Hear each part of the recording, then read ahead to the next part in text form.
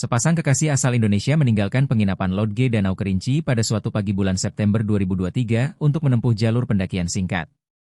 Mereka berjanji akan check out sebelum siang hari. Namun pasangan dari Bandung itu tak pernah kembali.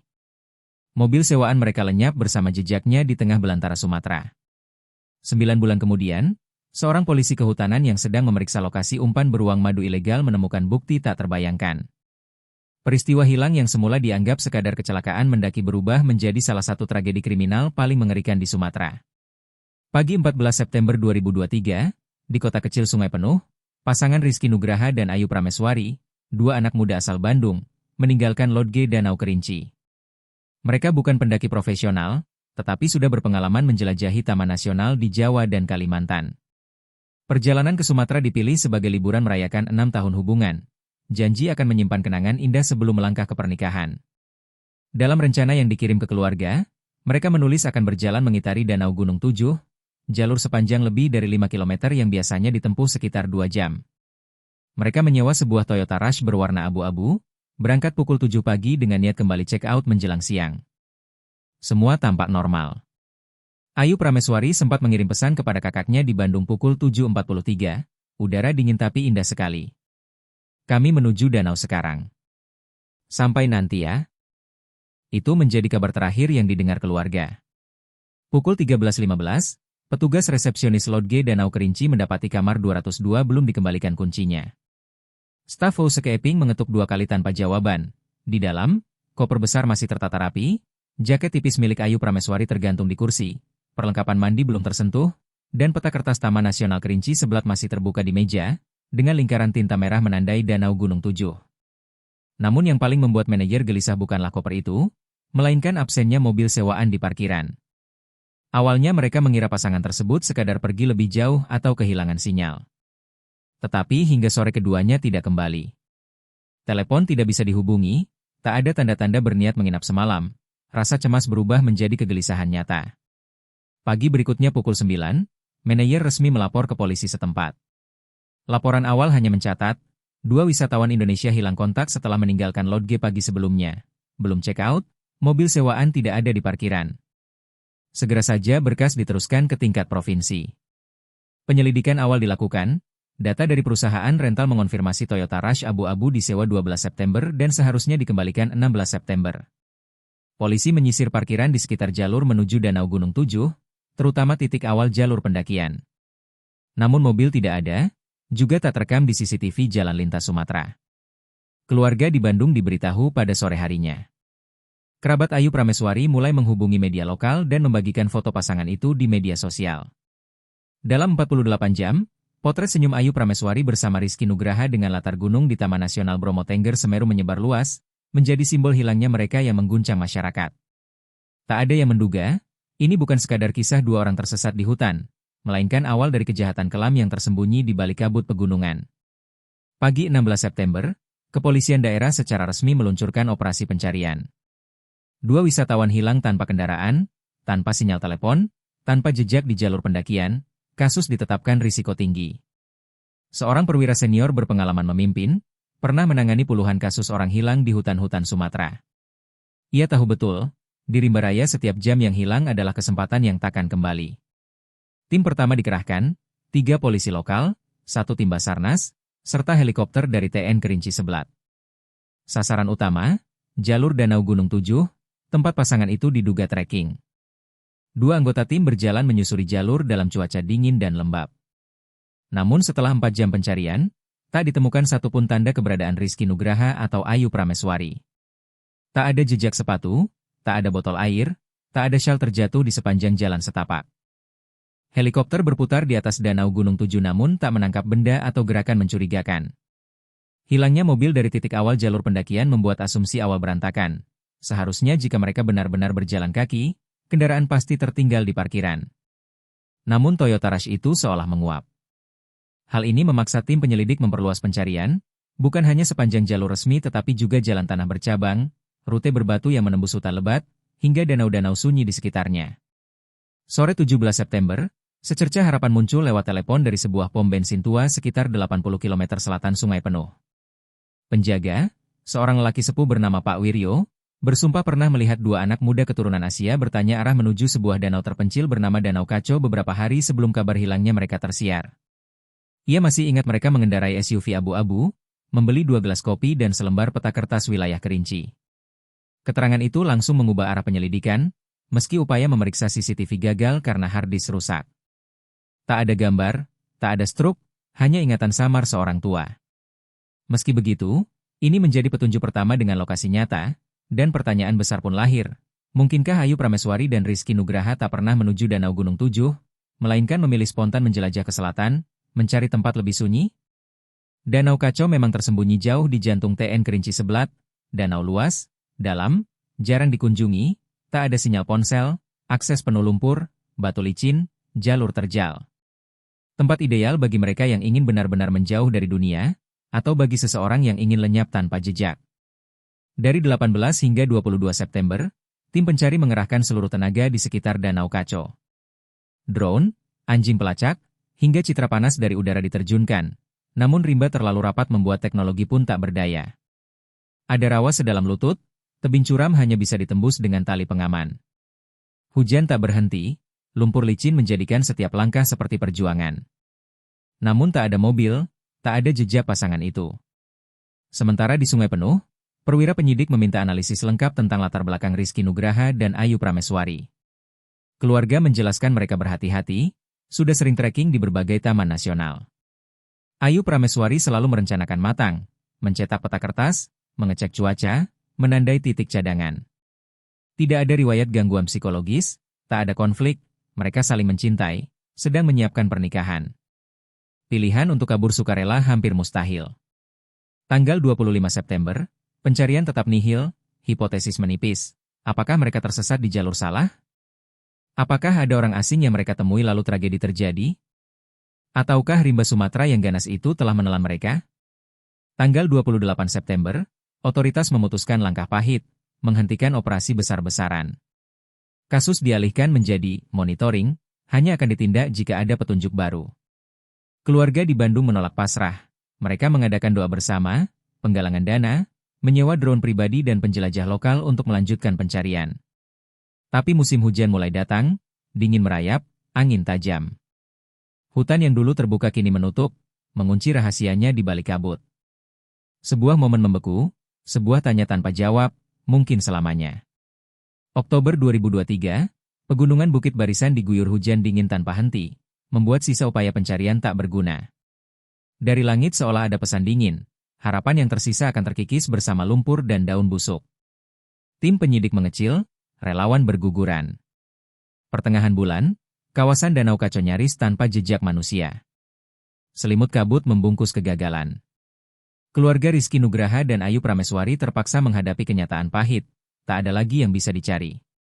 Mereka tak tahu apakah anaknya mati atau hidup, dibunuh atau tersesat, sedang menjerit minta tolong atau sudah lenyap. Hanya tahu mobil tak ditemukan dan 2 jiwa bersinar itu kini larut kerimba seperti napas ditelan bumi. Berkas resmi masuk kategori kasus dingin, disimpan dalam arsip, laporan, foto TKP, kesaksian, data GPS. Kepala Polisi Sungai Penuh yang pernah bersumpah tak akan menyerah, hanya menunduk diam saat pertemuan terakhir. Ia paham, di Sumatera ada hilangnya manusia yang waktu sendiri jadi kapak membelah upaya. Bagi keluarga, hari-hari berikutnya bagai zona abu-abu. Hidup antara dua dunia, dunia di mana mereka masih hidup menunggu diselamatkan, atau dunia di mana mereka sudah mati, dilupakan, terkubur. Tak ada jenazah, tak ada pemakaman, tak ada kata perpisahan, hanya sepi dan telepon yang tak pernah terjawab. Setiap kali pesawat dari Jambi mendarat di Bandara Soekarno-Hatta, sang ibu menangis, sebab itu bukanlah penerbangan yang membawa putrinya pulang. Musim hujan menutup cepat pegunungan, jalan, dan danau jadi bongkah licin. Bahkan pendaki lokal mengakui tak mungkin masuk hingga kemarau. Namun ada yang enggan menyerah. Teman-teman lama Ayu Prameswari, rekan desain grafis di Bandung, mengadakan penggalangan dana, mencetak kaos, poster, membuka akun media sosial untuk menyebarkan wajah mereka. Usaha itu menyentuh hati, tapi tetap hanya cahaya kecil di hutan kelam. Di Sumatera, penyidik terus bekerja diam-diam dengan apa yang tersisa. Seorang teknisi forensik mencoba memulihkan data CCTV dari pos jalan. Seorang pemetaan sukarela menggambar ulang jalur potensial yang bisa dilewati SUV jika menyimpang dari jalan utama. Semua buntu. GPS ponsel mereka nihil karena sinyal mati. Rekening bank tanpa transaksi. Paspor tak digunakan. Semua tanda kehidupan berhenti sejak pagi 14 September. Pada rapat akhir tahun, berkas kasus Rizky Nugraha dan Ayu Prameswari diputuskan disimpan. Catatan ditulis, tidak ada data baru, tidak ada pemulihan TKP, prioritas dihentikan sementara. Itu bukan berarti kasus ditutup, tapi menegaskan, Sumatera membekukan segalanya, bukan hanya tanah, tapi juga harapan. Januari tiba, malam-malam panjang sunyi. Di Danau Kaco, permukaan air tenang seperti kaca, menyimpan rahasia di kedalaman. Namun meski alam membisu, bayangan tragedi tetap bernafas di hati mereka yang ditinggalkan. Sebab musim hujan pasti reda, dan saat matahari kembali, orang-orang akan bertanya, apakah kemarau membawa jawaban, atau hutan Sumatera akan terus mengubur rahasianya? Dalam ingatan warga kota kecil, bayangan Rizky Nugraha dan Ayu Prameswari tak pernah hilang. Mereka jadi lambang anak muda yang datang dengan mimpi dan cinta, hanya untuk hilang di telan misteri. Dan di suatu tempat di hutan dingin itu, di jalur yang tak berani dilalui siapapun, mungkin masih ada sesuatu menunggu ditemukan. Sebuah tanda, bukti, atau bisikan terakhir dari yang telah pergi. Juni 2024, Sumatera terbangun dari musim hujan dengan gejolak alam. Air dari pegunungan Bukit Barisan meluap ke sungai, hutan basah, aroma tanah liar menyengat. Saat kebanyakan orang bersiap berkemah, memancing, berburu, para polisi kehutanan memulai tugas diam-diam namun vital, memeriksa titik umpan beruang sebelum musim perburuan ilegal dimulai. Pemeriksaan titik umpan beruang sebelum musim perburuan ilegal dimulai adalah tugas rutin para polisi kehutanan. Pos-pos umpan ini biasanya tersembunyi puluhan kilometer dari jalan utama, seringkali jadi tempat terlarang dan rawan pelanggaran. Awal Juni, seorang ranger senior ditugaskan memeriksa sebuah titik jarang dikunjungi di kawasan inti TN Kerinci Sebelat, kode pos B117. Jalurnya penuh batu, mobil hanya bisa masuk sebagian, sisanya harus ditempuh dengan berjalan kaki menembus hutan. Ia dikenal pendiam, sudah berkali-kali menangani kasus pembuangan sampah ilegal, jebakan satwa, atau makanan terlarang untuk umpan. Namun apa yang ditemuinya kali ini berbeda.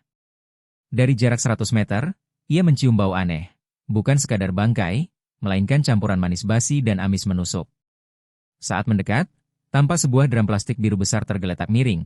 Mulutnya meluap kue-kue busuk bercampur jagung berserakan. Lalat dan lebah menutupi permukaan, dengungan memekakan telinga. Pemandangan itu menjijikan sekaligus jelas-jelas melanggar aturan.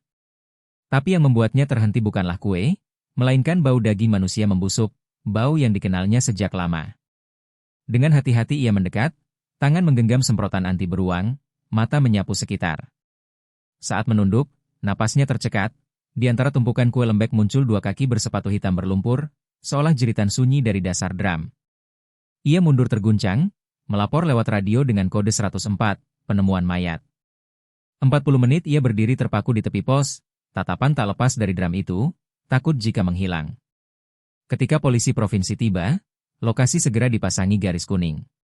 Tim forensik dari Padang diterbangkan helikopter, membawa kamera TKP, alat uji sampel, kantong jenazah. 3 jam mereka bekerja teliti hingga jasad diangkat. Seorang pria Asia dengan pakaian pendaki, tubuh membusuk parah namun masih utuh. Dari dompet, ponsel, barang pribadi, identitas segera jelas, Rizky Nugraha, yang hilang bersama Ayu Prameswari 9 bulan lalu. Laporan forensik awal membuat kasus berbalik arah. Ia tak mati karena kecelakaan atau satwa, melainkan dihantam benda tumpul di belakang kepala hingga retak tengkorak. Lebih mengejutkan, waktu kematian tak sesuai hilangnya. Jenazah baru membusuk 1-2 minggu terakhir, padahal ia lenyap berbulan-bulan. Artinya, ada seseorang yang menyimpan jasadnya dalam kondisi dingin, mungkin freezer industri, sepanjang musim hujan, lalu membuangnya di pos umpan.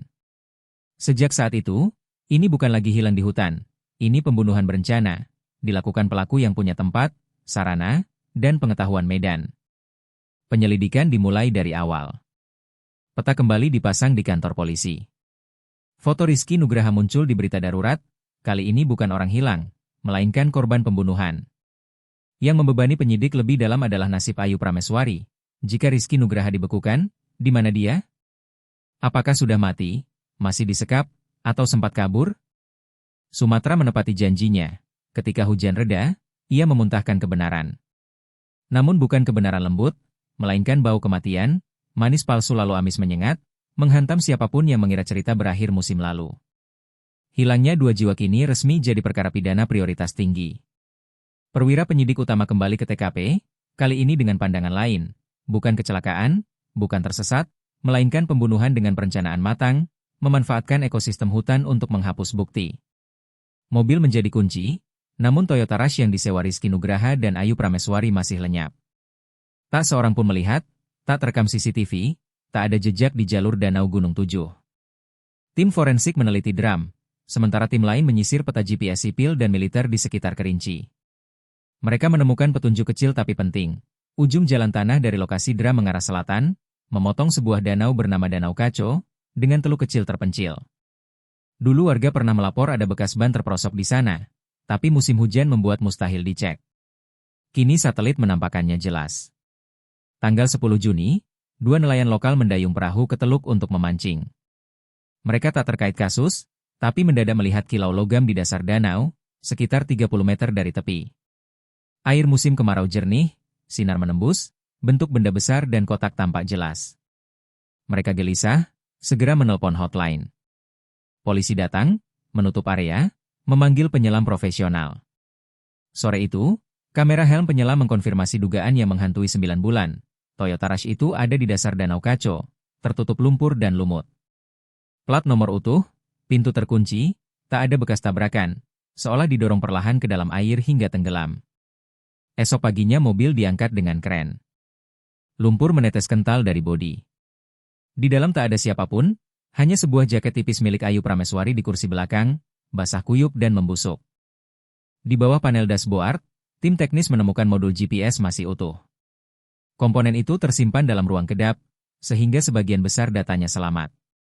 3 hari pemulihan kemudian, jalur terakhir kendaraan berhasil diekstrak. Peta yang terbuka membuat semua orang terdiam, mobil itu tak pernah menuju Danau Gunung 7, melainkan berbelok ke jalan tanah bergelombang yang langsung mengarah ke selatan, menuju kawasan Danau Kaco, tepat lokasi mobil ditemukan. Rute itu persis dengan kesaksian penjaga pom bensin yang dulu menyebut 2 anak muda Asia bertanya arah ke danau sepi. Kini tak ada lagi keraguan, Rizky Nugraha dan Ayu Prameswari sendiri yang mengemudi ke tempat takdir itu, dan tak pernah kembali. Berdasarkan data GPS, penyelidikan diperluas ke sebidang tanah pribadi di tepi Danau Kaco, titik terakhir mobil memberi sinyal. Lahan seluas lebih dari 100 hektar itu tertutup hutan lebat, tak ada rumah lain. Catatan agraria mengungkap pemiliknya, seorang pria bernama Saman Bahri, 68 tahun, hidup menyendiri, tak beristri, tak tercatat pekerjaan, tak punya rekening atau kartu kredit, sebuah bayangan hidup di luar masyarakat. Yang membuat penyidik bergidik adalah hubungan masa lalu antara Saman Bahri dan dram plastik biru tempat jasad Rizky Nugraha ditemukan. 11 tahun silam, ketika pabrik ikan di Teluk Bayur bangkrut, ratusan dram industri biru dilelang. Dalam daftar pembeli tercantum nama Saman Bahri, membeli 3 palet dram plastik. Nomor seri dram yang menyimpan jasad kini cocok dengan lot barang itu. Sambungan kian jelas, pelaku bukan lagi bayang samar di hutan. Ia punya nama, tanah, riwayat, barang bukti, dan kemungkinan satu korban lain yang masih hilang. Pertanyaan tak lagi siapa membunuh Rizky Nugraha, tapi di mana Ayu Prameswari? Hidup, disekap, kabur, atau sudah terkubur sunyi di hutan? Tanggal 15 Mei 2024, genap 10 bulan sejak keduanya lenyap, surat izin penggeledahan resmi diteken hakim. Bukti terlalu gamblang, data GPS, dram berisi jasad, riwayat pembelian, lahan pribadi. Semua menunjuk pada satu orang, Saman Bahri. Dalam mata penyidik, ia bukan lagi pertapa hutan, melainkan pusat kasus pembunuhan, penculikan, dan pembuangan mayat. Operasi penangkapan dirancang senyap, tanpa media atau warga tahu.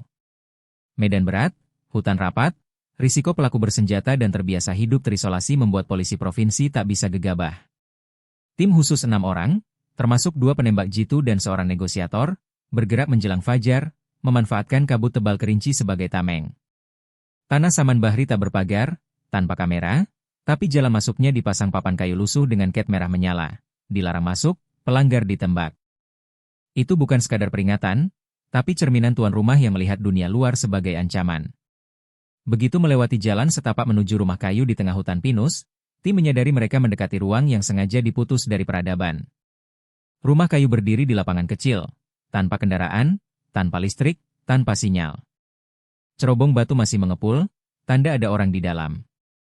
Komandan mengangkat pengeras suara, memanggil 3 kali. Saman Bahri, kami punya surat penggeledahan. Keluarlah dengan tangan terangkat. Hening. Tak ada jawaban, tak ada langkah. Setelah panggilan ketiga gagal, tim menerobos pintu. Yang mereka lihat bukan perlawanan, melainkan penantian. Saman Bahri duduk diam di meja kayu reot, tangan menggenggam cangkir kopi dingin, mata cekung menatap lurus pintu seakan sudah tahu saat ini akan datang. Ia tak berteriak, tak menyangkal, tak mengangkat senjata. Hanya mengangguk kecil ketika borgol mengikat pergelangannya, seperti menerima takdir sejak lama. Penggeledahan dimulai segera. Isi rumah tertata rapi mencurigakan, makanan kaleng, alat medis, perlengkapan survival, senjata. Tapi yang paling mencengangkan ada di gubuk kecil belakang. Sebuah freezer industri masih menyala, kosong tapi dindingnya berembun.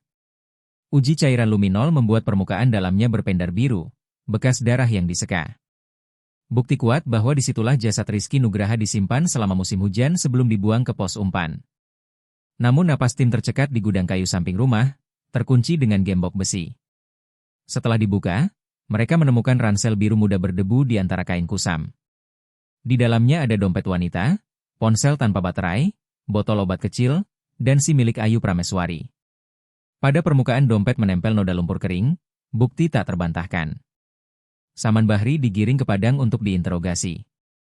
Ia tak berkata sepatah kata sepanjang jalan, hanya menatap keluar jendela mobil. Namun ketika ditunjukkan ransel itu, saksi bisu dari hari hilangnya Ayu Prameswari, ia mendesah panjang, menutup mata, lalu mengucapkan kalimat pertama sejak ditangkap. Dia lari, tapi saya tidak tahu kemana. Pengakuan direkam penuh dalam interogasi 3 jam berikutnya. Menurutnya, pagi 14 September ia mendengar suara mobil asing di tepi danau. Rasa ingin tahu membuatnya membawa senapan, lalu melihat Rizky Nugraha dan Ayu Prameswari sedang berusaha mendorong mobil dari kubangan. Ketika ia muncul dengan senjata, Rizky Nugraha tegang dan meminta pertolongan. Saman Bahri bersikeras bahwa dirinya merasa terancam. Menurutnya, Rizky Nugraha hendak menyerangnya sehingga ia menghantam kepala korban dengan popor senapan hingga roboh seketika. Sisanya ia kisahkan dengan nada dingin yang membuat bulu kuduk berdiri. Ayu Prameswari menjerit, berusaha meminta tolong, namun tak ada sinyal. Ia dipaksa ikut pulang ke kabin untuk disekap, sementara jasad Rizky Nugraha diseret lalu dimasukkan ke freezer. Musim hujan datang, ia tak tahu harus berbuat apa. Saat kemarau tiba, ia takut ketahuan sehingga membawa mayat itu dan membuangnya di pos umpan. Tetapi bagaimana dengan Ayu Prameswari? Saman Bahri hanya berkata, dia hilang saat saya sedang membelah kayu. Ia tak tahu apakah ia masih hidup atau sudah mati. Dari jawaban itu, penyelidikan memasuki babak akhir. Perburuan kebenaran di hutan lebat untuk menemukan jejak Ayu Prameswari. Apakah ia korban, penyintas, atau saksi terakhir? Esok harinya, begitu pengakuan Saman Bahri dicatat penuh, polisi Sumatera meluncurkan operasi pencarian terakhir. Kali ini bukan lagi mencari orang hilang, melainkan jenazah, untuk memulihkan martabat korban. Targetnya, Ayu Prameswari. Berdasarkan keterangan bahwa ia kabur saat pelaku membelah kayu, penyidik mempersempit radius 5 km dari kabin. Hutan terjal, semak rapat, rawa-rawa, tanpa jalur setapak. Semua tim dibekali anjing pelacak, drone bersensor panas, peta 3D, didukung Polhut, TNI, serta pendaki lokal berpengalaman. Mereka tak ingin ada nyawa terhapus tanpa catatan. Pencarian dimulai 18 Juni. Tim pertama menyisir bantaran sungai, sumber air alami, tim kedua menelusuri lereng berbatu sebagai tempat berteduh. Hari-hari berlalu, harapan bahwa Ayu Prameswari masih hidup kian pudar. Diam-diam semua sadar, jika ia sempat melarikan diri, ia pasti mati saat berjuang bertahan. Hari ke-10, satu tim menemukan kejanggalan di celah batu curam dekat kaki gunung, hanya bisa dicapai dengan tali panjat. Anjing pelacak menggonggong kuat di dekat pohon tumbang, bekas ada orang singgah. Di situ terdapat gubuk darurat dari ranting dan lumut, rapat ke akar pohon besar. Di dalamnya, botol plastik kosong, beberapa buah kering, sehelai sapu tangan lapuk. Tapi yang membuat semua terdiam adalah sosok rangka seorang perempuan mungil, tubuh kering membeku dalam posisi meringkuk bertahan. Di sampingnya ada seutas kain rombeng, mungkin bekas ikat pinggang atau tali tas. Semua barang dikumpulkan, jenazah dibawa ke forensik. Sehari kemudian, Hasil DNA dan catatan gigi memastikan itu Ayu Prameswari. Forensik menyimpulkan ia meninggal karena kelelahan dan hipotermia, bukan dibunuh, melainkan tewas dalam usaha melarikan diri. Jejak di gubuk darurat menunjukkan ia bertahan 5-7 hari setelah kabur, makan buah hutan, minum air hujan, mencari jalan keluar. Tapi dalam kondisi lemah usai berbulan disekap, tanpa pakaian hangat, tanpa cukup makanan, ia tak sanggup pergi jauh. Tragisnya, lokasi kematiannya hanya kurang dari 2 km dari batas Taman Nasional dan pos Polhut. Berita kematian Ayu Prameswari disampaikan ke keluarga 31 Juni. Sang ibu roboh mendengarnya. Dalam konferensi pers, perwira senior terisak, dia sudah berjuang sekuatnya. Jika cuaca lebih hangat, jika ada orang lewat, jika ia memilih jalur lain, mungkin kami bisa menemukannya lebih cepat. Tapi tak ada yang mendengar jeritan terakhirnya. 4 Juli, upacara kecil digelar di lokasi penemuan. Keluarga, sahabat, bahkan orang asing yang mengikuti kasus datang membawa bunga, menggantung foto, mengikat pita putih di pohon, tanda perpisahan terlambat. Papan kayu kecil dipasang. Dia tidak menyerah. Media nasional memberitakan ini sebagai penutup kasus yang mengguncang hampir setahun. Namun bagi keluarga, itu bukan akhir. Mereka tak bisa memahami kenapa 2 jiwa yang hanya ingin liburan romantis terjerat oleh seorang pria yang mati rasa terhadap dunia, hidup menyendiri, mengubah tempat tinggalnya jadi perangkap mematikan. Kematian Ayu Prameswari bukan datang saat ditawan, melainkan dari kesepian, keletihan, dingin alam, dan kejamnya nasib. Namun yang paling menyayat, ia tak menyerah. Ia lari, berjuang, membangun tempat berlindung, hidup 7 hari di rimba dengan tekad murni. Jeritan terakhirnya tak terdengar, tapi masih bergema di hutan, bukti keberanian. Tubuh rapuh meringkuk dalam gelap, namun pantang tunduk. Kasus nyaris usai, tapi hati semua yang mendengar namanya tetap bergetar. Ia bukan sekadar korban, ia jadi pengingat rapuhnya garis antara kebebasan dan teror, antara keindahan alam dan tangan manusia.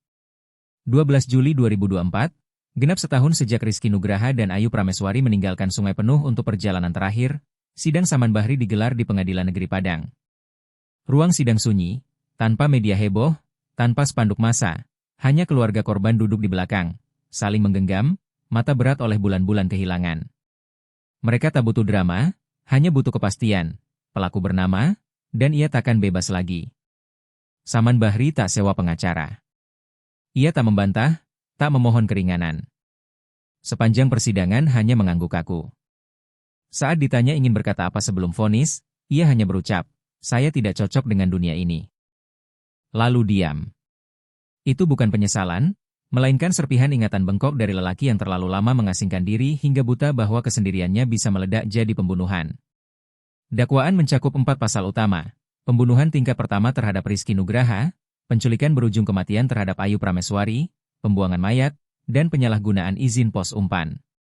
Dengan bukti tak terbantahkan, pengakuan, noda darah di freezer, data GPS, riwayat drum plastik, majelis hakim hanya butuh 3 jam memutuskan, bersalah atas semua tuduhan. Vonis, penjara seumur hidup tanpa pembebasan bersyarat. Saman Bahri akan menghabiskan sisa hidup di balik jeruji, dalam kamar sempit tanpa jendela, takkan lagi melihat hutan, danau, atau mendengar angin lewat atap kabinnya. Saman Bahri tidak lagi akan dikenal sebagai pertapa yang menyendiri di tengah alam, melainkan sebagai seorang narapidana yang menghabiskan sisa hidupnya di balik tembok dingin penjara, menutup mata dalam kesepian yang dulu ia kira adalah kebebasan. Namun bagi keluarga korban, vonis itu tak pernah mampu menghapus ingatan. Ayah Ayu Prameswari berkata di persidangan, tanpa menoleh sedikit pun ke arah terdakwa, "Putriku tidak mati karena pukulan atau kelaparan. Ia mati karena tak seorang pun sempat datang menolong. Karena kesepian, karena keputusasaan, karena sebuah dunia di mana seseorang bisa hidup bagai hantu di hutan tanpa seorang pun tahu siapa dia." Sementara itu, Ibu Rizky Nugraha memilih diam. Ia hanya meninggalkan sepucuk surat terlipat di kursinya, bertuliskan, "Nak, kau mencari keindahan dunia namun justru bertemu kegelapan. Tapi ibu tahu kau tak pernah gentar. Kau melindunginya sampai akhir." Kasus itu ditutup dengan luka paling pedih. Kebenaran terungkap, namun yang pergi takkan pernah kembali. Tak ada pelukan bahagia seperti film yang berakhir manis, tak ada pertemuan setelah mimpi buruk, hanya keheningan panjang di hati mereka yang pernah berharap lalu terpaksa menyerah. Rumah kayu Saman Bahri dibongkar total oleh pemerintah, tanah itu dinyatakan tak layak huni. Keluarga Ayu Prameswari tak meminta satupun barang peninggalan, tapi sekelompok anak muda yang mengikuti kasus ini lewat internet diam-diam meletakkan sebuah batu nisan kecil di bekas tempat persembunyiannya. Tertulis, "Kami mendengar suaramu." Itu bukan bagian dari hukum, melainkan janji dari orang-orang asing bahwa Ayu Prameswari, perempuan muda yang berjuang dalam diam, takkan dilupakan di rimba gelap selamanya. 6 bulan kemudian, sebuah lembaga nirlaba bernama Api di antara salju berdiri atas inisiatif kedua keluarga. Tujuannya, mendukung misi pencarian orang hilang di pegunungan, menyediakan perlengkapan evakuasi, serta melatih keterampilan bertahan hidup dasar bagi wisatawan yang hendak menjelajahi alam liar. Mereka tahu tak bisa membawa kembali Rizky Nugraha dan Ayu Prameswari, tapi bisa membantu orang lain bertahan hidup. Dan mungkin itu cara paling lembut untuk menutup tragedi ini. Bukan dengan dendam, bukan dengan amarah, melainkan dengan kebaikan. Ada secercah kemanusiaan yang tersisa dari apa yang paling kelam. Karena pada akhirnya, yang paling mengerikan bukanlah tubuh yang terkubur di hutan, melainkan hati manusia yang membiarkan kesendirian berubah jadi senjata, dan keheningan membunuh jeritan yang tak sempat terdengar. Kasus ini memang berakhir dengan air mata, tetapi menjadi peringatan yang menusuk, ada perjalanan yang tak perlu sampai tujuan, cukup satu orang melangkah ke dalam kegelapan tanpa kembali, dunia pun berubah. Tragedi ini bukan sekadar kisah tentang dua anak muda yang dibunuh di hutan. Ia adalah pengingat menakutkan tentang celah dalam sistem yang gagal mengawasi orang-orang di pinggir masyarakat, tentang sikap acuh yang membuat tanda bahaya diabaikan, dan tentang rapuhnya manusia ketika menghadapi alam liar tanpa persiapan. Di dunia modern, ketika data, peta, dan teknologi terasa mampu melacak segalanya, tetap ada ruang kosong, tempat seseorang bisa menghilang dalam senyap, tempat pelaku bisa menyembunyikan mayat berbulan-bulan. Kita perlu meninjau ulang bagaimana mendidik anak-anak soal keselamatan, memperketat pengawasan hutan liar, serta memperbaiki sistem darurat. Dan yang terpenting, jangan pernah meremehkan satu jeritan minta tolong, sekecil apapun. Sebab kadang, hidup dan mati hanya terpisah oleh satu tatapan, satu uluran tangan, satu telinga yang mau mendengar. Jika Anda merasa kisah ini bermakna, silakan tekan like, bagikan, dan subscribe channel Kisah Nyata Indonesia agar nilai-nilai kemanusiaan ini terus menyebar. Jangan lupa tinggalkan pendapat Anda di kolom komentar. Terima kasih telah mendengarkan dan menemani kami.